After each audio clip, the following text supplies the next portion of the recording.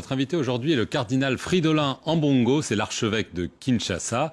Il fait partie du C9, ce conseil des cardinaux les plus proches du pape François. Merci beaucoup d'être avec nous. Merci. Alors je vais rappeler ce que vous aviez déclaré lors de la messe pascale il y a quelques mois, fin mars. Vous aviez dit ceci. Nous savons très bien que notre pays, la RDC, est aujourd'hui un pays en agonie, un grand malade dans un état comateux.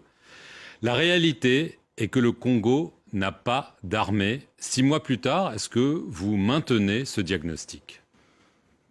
Mais c'est la réalité que nous vivons et nous le sentons de l'intérieur quand nous sommes au Congo. Notre pays est un pays qui souffre.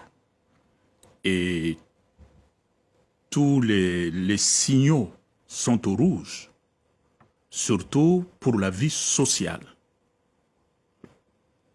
Le peuple congolais est dans une situation où il ne sait plus vers quel sens se tourner. L'économie tourne difficilement et quand je vois mon peuple à Kinshasa et à l'intérieur du pays où je vais en visite souvent, je me demande mais qu'est-ce que ce peuple a fait pour mériter une telle souffrance?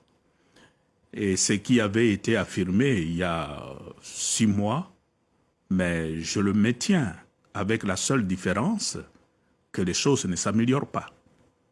C'est un pays en faillite, à beaucoup de points de vue. Sur beaucoup de points, oui. Sur beaucoup de plans.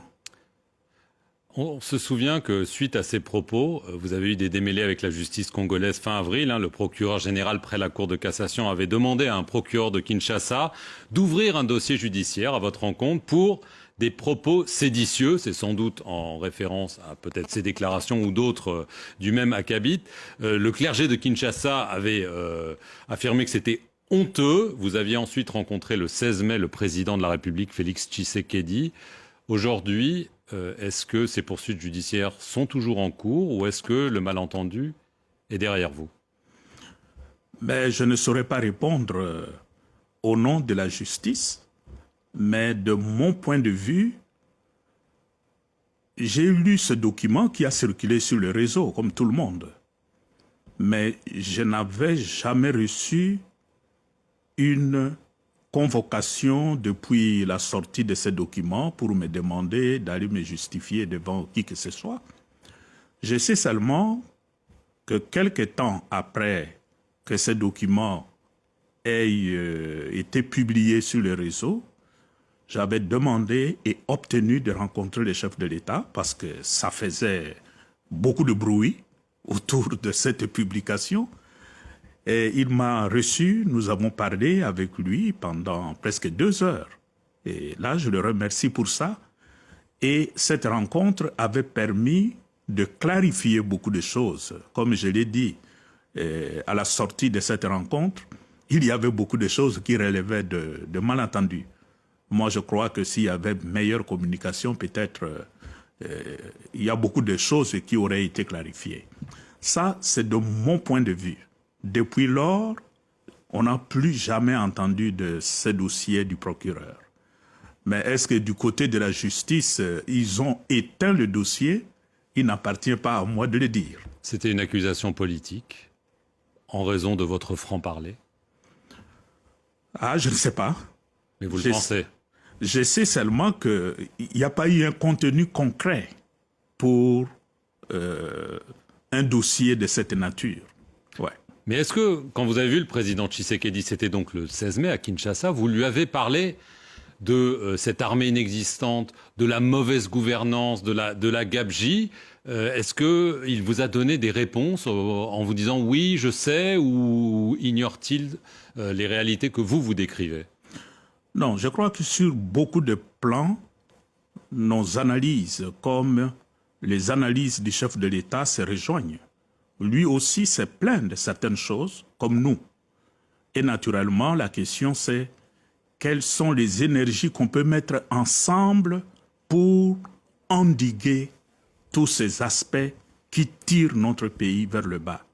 Et c'est là justement de cette rencontre et d'autres rencontres qui ont suivi, il y a nécessité que le peuple congolais puisse se retrouver et de conjuguer leurs efforts pour relever les grands défis qui remettent en question leur existence commune.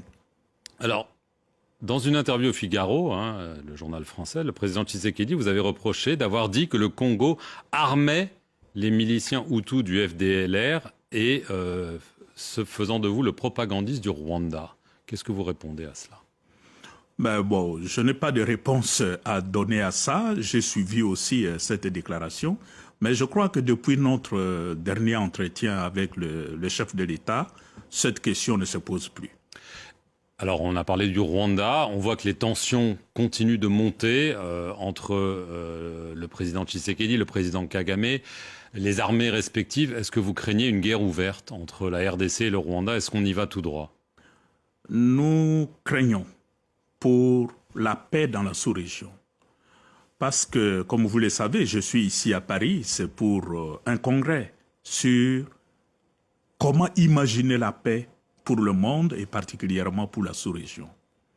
Nous, en tant qu'Église au Congo, nous travaillons non pas pour envoyer les gens faire la guerre, mais nous travaillons pour l'émergence d'un climat de paix et de convivialité pour tout le peuple qui habite la sous-région des Grands Lacs. En commençant d'abord par le peuple congolais qui souffre. Pour le moment, c'est le peuple qui souffre plus que les autres. Alors, quand devant cet effort que nous faisons, nous parlons avec nos confrères qui sont au Rwanda, au Burundi, notre souci, c'est de rapprocher le peuple, de rapprocher le point de vue. Mais si en face de nous, les dirigeants politiques, ceux qui ont la rêne du pouvoir en main, ne parlent que de la guerre, faire la guerre, ça nous inquiète. C'est ce qu'ils font. Et effectivement, c'est ce qui se passe sur le terrain. Et la conséquence, c'est de milliers de déplacés. C'est de milliers de morts dans la sous-région, notamment au Congo. Alors, face à une situation pareille, nous disons, la solution pour que la paix puisse revenir chez nous dans la sous-région, ce n'est pas de préparer la guerre, mais nous devons préparer la paix. Alors justement, dans l'Est, les autorités congolaises ont recours à des milices de volontaires, les Wazalendo comme on les appelle, à des groupes de sécurité occidentaux. Ça vous inquiète de voir cette prolifération de forces, y compris des forces irrégulières sur le territoire congolais? Mais tout le problème, c'est le contrôle sur tous ces groupes armés qui sont là.